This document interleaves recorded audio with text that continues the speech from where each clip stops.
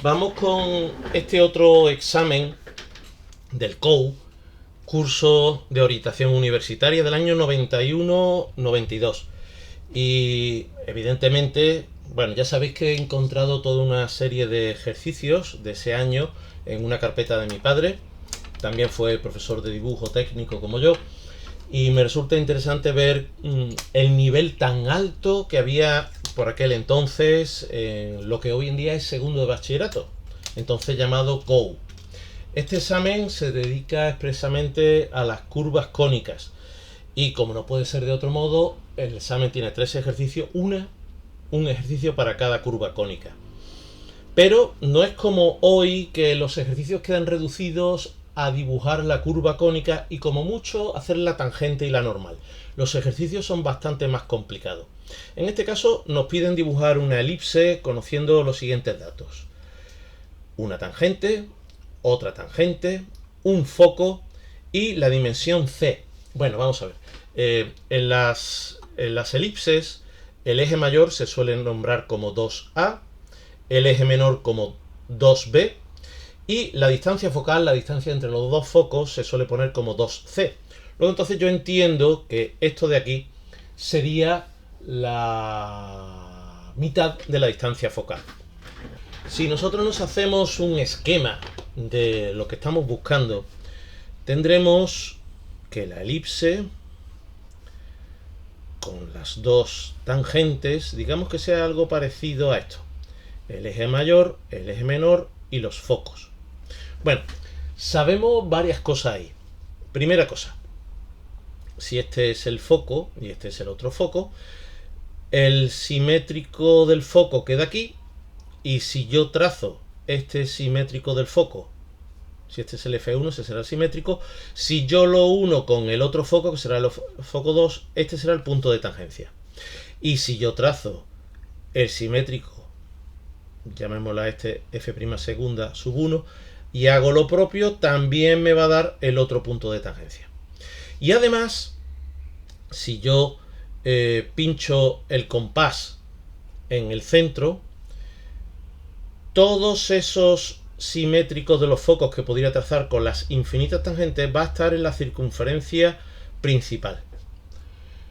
Eso es lo que vamos a usar para encontrar el otro foco, porque yo tengo la distancia que va desde este foco hasta este otro. Por cierto, la voy a hacer ahora mismo. La distancia, pues si esto es c, la distancia hasta el otro foco va a ser 2c.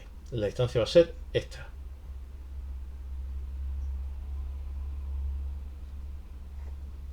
Eso va a ser 2c.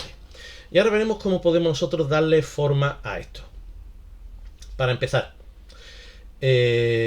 vamos a hacerlo simétrico de los focos. Si aquí está este foco, su simétrico va a ser este.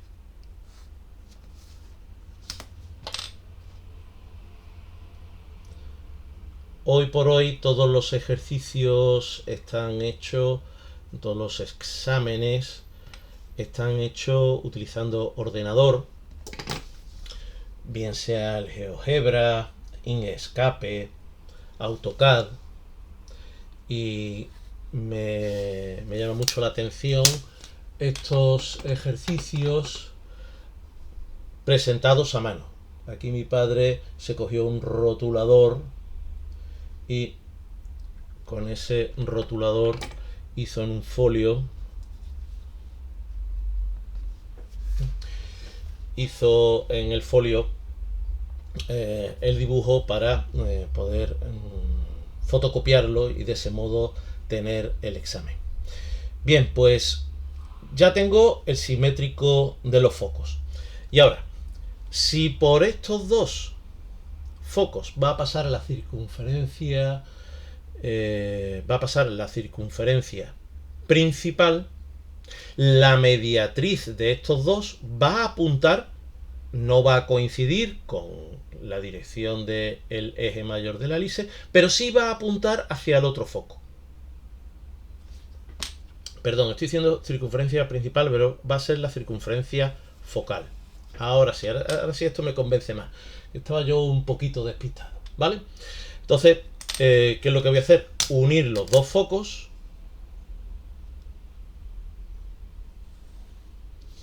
y trazarle una mediatriz.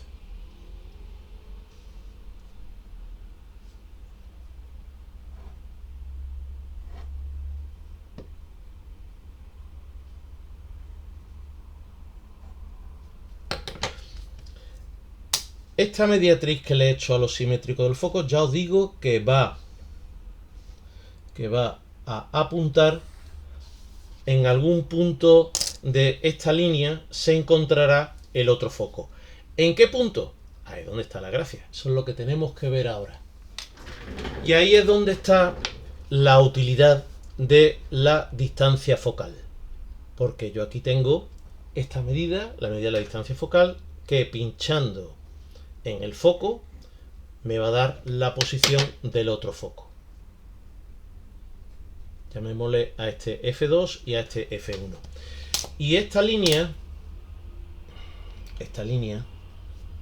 que va a pasar por los dos, me va a marcar la dirección del eje mayor. ¿Cuánto va a medir el eje mayor? Pues la distancia que va desde el simétrico del foco hasta el otro foco. Y ya aprovechando con esto, estoy obteniendo los puntos de tangencia. Yo ahora puedo, por ejemplo, hacerle una mediatriz a estos dos focos para coger la dirección de el eje menor.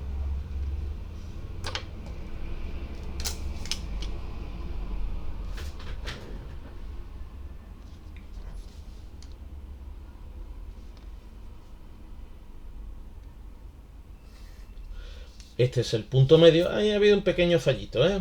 Esto es la cosa que pasa, que tengo que estar un poquito alejado para no estar directamente encima de la cámara y no taparos. Bueno, pues si este es el centro, la circunferencia principal va a pasar por estos puntos, porque ya sabéis que la proyección de los focos sobre las tangentes está en la circunferencia principal. De tal modo que si yo pincho aquí y tomo la distancia que va hasta cualquiera de estos dos puntos, tendré la circunferencia principal. Veis además que coincide con el otro. Esta medida además lo podemos comprobar que va a ser la distancia que va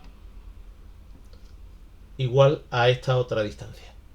Porque de hecho ya os he comentado que los simétricos de los focos están en la circunferencia principal, la circunferencia focal, que tiene por centro los focos y tiene por radio el eje mayor. Así que este va a ser A y B. Los extremos del eje mayor. ¿Y el eje menor? Pues para el eje menor cogemos la mitad del eje mayor, lo que sería solamente A minúscula, y trazaríamos aquí, pinchando en los focos,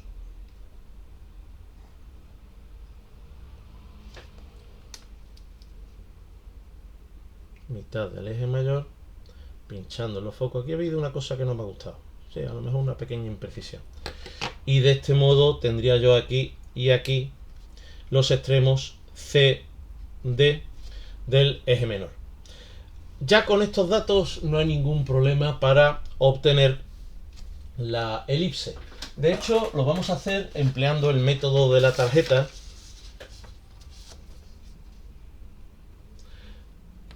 Se pone OM, siendo OM la medida del eje mayor, y ON, siendo esta la medida del eje menor. Y ahora vamos poniendo N en el eje mayor y marco. Muevo poniendo N en el eje mayor, M en el menor, marco. Vamos repitiendo esta operación y de ese modo tendremos puntos. Cuanto más puntos tengamos, pues más fácil va a ser unir a mano alzada para dibujar la elipse.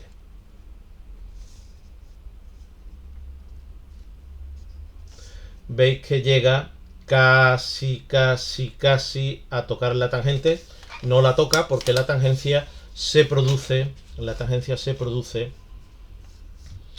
un poquito más para adelante, pero casi lo podría parecer. Quizás ahí esté ese pequeño fallito que se produjo ahí. Este es el famoso método de la tarjeta.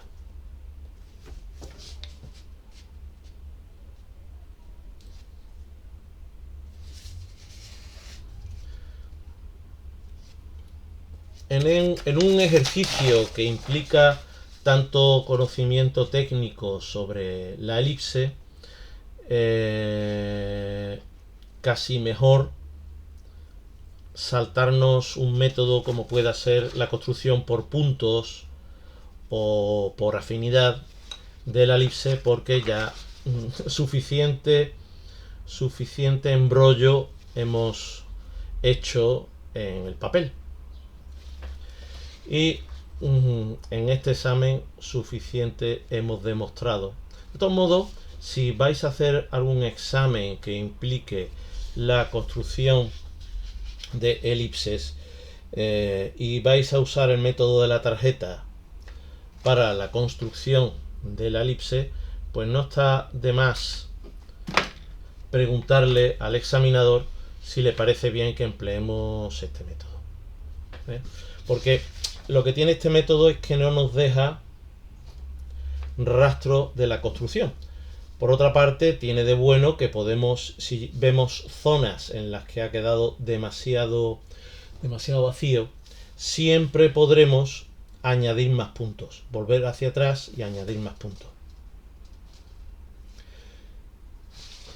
Y como siempre, el punto final de los ejercicios de curvas cónicas pues implican unir a mano alzada estos puntos. Veis que aquí queda muy sesgada la tangente. ¡Ey! Me he movido. No tengo el mejor ángulo para unir estos puntos. Hay que intentar hacerlo siempre con una línea continua a mano alzada.